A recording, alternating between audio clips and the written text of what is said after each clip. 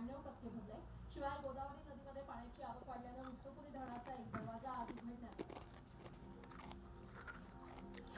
सिंधुदुर्गाच्या तिलारी धरणाच्या पाणलोट क्षेत्रामध्ये मुसळधार पाऊस झाल्यानं धरणाच्या पाणी पातळीमध्ये वाढ झालेली आहे। हे सध्या धरण 90% भरलं असून अतिरिक्त पाण्याचा विसर्ग वेगानं सुरू आहे आणि त्यामुळे नदीकाठच्या गावांना सतर्कतेचा इशारा देण्यात आला।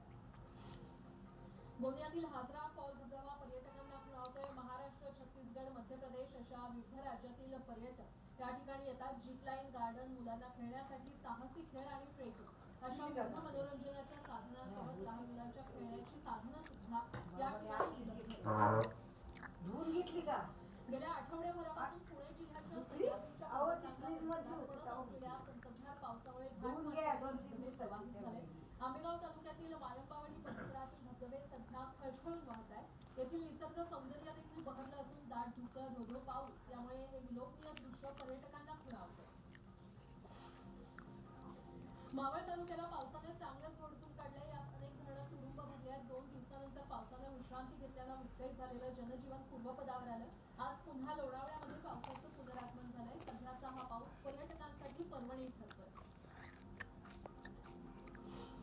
मुसळधार पावसामुळे रत्नागिरी जिल्ह्यातल्या खेडमधील मौजे निळवणे कातळवाडी या मार्गावरील 1.5 किलोमीटरच्या रस्त्याचं भूस्खलन झालंय। रस्त्याला ठिकठिकाणी 5 ते 6 फुटांच्या खोल भेगा पडलेल्या आहेत। त्यामुळे कातळवाडीमध्ये 35 घरांचा संपर्क तुटलाय।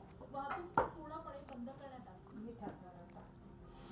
मावळमध्ये वर्षविहारासाठी अनेक पर्यटक येत असतात। मात्र इंद्रायणी नदीवरील पुलाचं काम पूर्ण असल्यानं भाजे, मळवली, लोहगड, देवले येथील पर्यटन ठप्प झालंय आणि त्याचा फटका या गावातील ग्रामस्थांना बसलाय।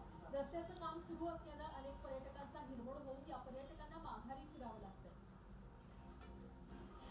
कोल्हापुरात पावसाचा जोर ओसरलाय। जिल्ह्यातील अनेक भागात पाणी ओसरायला सुरुवात झाली आहे। पंचगंगा नदीची पाणी पातळी 47 फूट 4 इंचांवर आहे।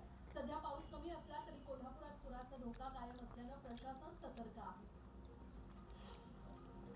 कोल्हापुरातील महापुराचा दूध संकलनाला फटका बसलाय। मात्र काही गावातून महापुराच्या पाण्यातूनही दूध पुरवठा सुरळीत करण्याचा प्रयत्न काही तरुणांनी केला। अपुडे गावातील मुलांनी मानवी साखळी करत दुधाचे कॅन महापुरातून बाहेर काढत दूध संघापर्यंत पोहोचवण्याचे काम केलं।